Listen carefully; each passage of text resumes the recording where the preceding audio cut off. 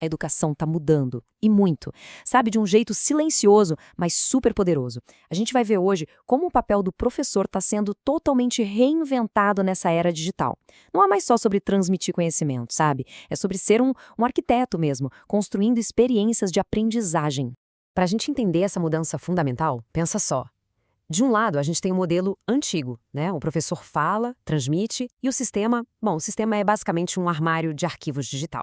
Um depósito de PDFs, de links e só. Agora, do outro lado, tem essa visão nova, um ecossistema de verdade, super vibrante. Aqui, o professor é quem desenha as experiências e a tecnologia serve para conectar todo mundo, conectar ideias. A aprendizagem vira um ponto de encontro, de interação.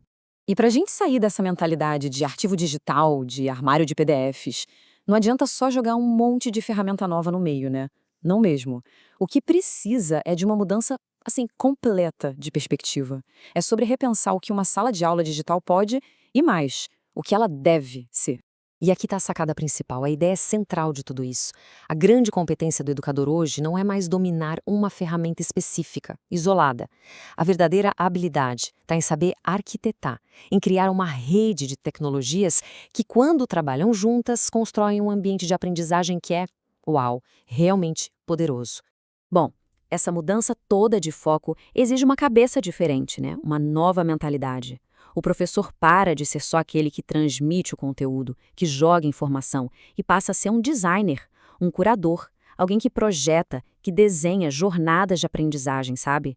E essas jornadas acabam sendo muito mais personalizadas, muito mais envolventes. Isso nos leva direto para esse conceito, o tal do ecossistema digital de aprendizagem, ou EDA. É importante entender que isso é bem maior do que um LMS tradicional. Sabe, aquelas plataformas tipo Moodle ou Canva, Giz, um EDA vai além. É uma rede, uma integração pensada, intencional de várias tecnologias, ferramentas de IA, simuladores, tudo trabalhando junto para criar um ambiente de aprendizado que é super rico, super fluido. Tá, mas como isso funciona na prática? Como se monta esse kit de ferramentas? A chave de tudo está na intencionalidade pedagógica, ou seja, não é sobre usar a ferramenta da moda, é sobre escolher a ferramenta certa para o objetivo de aprendizagem certo. Olha que interessante essa forma de organizar as coisas. A gente para de pensar na tecnologia só pela função dela e começa a pensar pela intenção pedagógica. Então, para cada objetivo de ensino, sei lá, gerenciar conhecimento ou então incentivar a colaboração, existe um grupo de ferramentas que ajuda a chegar lá. A ação do professor guia a escolha da tecnologia. Ok, mas e quando o desafio é explicar algo bem complexo? Pensa só, um professor precisa explicar o que é agroenergia digital. É um conceito que mistura agricultura com tecnologia, com energia. É muita coisa, né? Aí, talvez aquelas ferramentas mais básicas já não dão conta do recado. É exatamente aí que a arquitetura de aprendizagem precisa crescer, se expandir. Ferramentas mais especializadas, como softwares para visualização de dados ou simuladores online, acabam se tornando essenciais, indispensáveis mesmo, porque elas permitem que o estudante veja, que ele interaja com esses fenômenos complexos de um jeito que seria impossível só com texto e imagem. E agora, segura aí, porque a gente vai trazer um novo membro para essa equipe de design, um membro bem poderoso, a inteligência artificial generativa. A pergunta de $1 milhão, né? Onde que a IA entra nesse ecossistema? E a resposta não é de jeito nenhum pensar nela como um Google mais chique. A virada de chave de verdade é enxergar a IA como um copiloto, um parceiro intelectual, uma ferramenta que aumenta a nossa capacidade cognitiva e que trabalha ali lado a lado com o professor. E o que isso quer dizer para os educadores na prática? Quer dizer que surge uma nova competência para desenvolver, a tal da engenharia de prompts. Em vez de só fazer uma busca por informação, o professor aprende a conversar, a dialogar com a IA. Para quê? Para criar planos de aula, para resumir artigos científicos, gerar exemplos para os alunos, ou até para construir aqueles critérios de avaliação super detalhados. Certo, mas então, na prática, como é que um educador começa a construir um ecossistema desses do zero?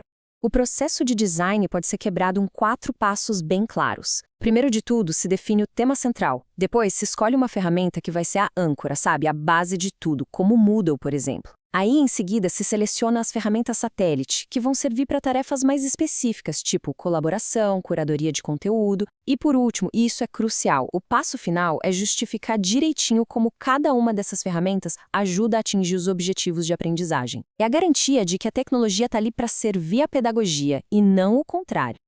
Então, para a gente amarrar as ideias principais, o que ficou claro é que o papel do educador está mudando mesmo, né? De alguém que só transmite para alguém que é arquiteta.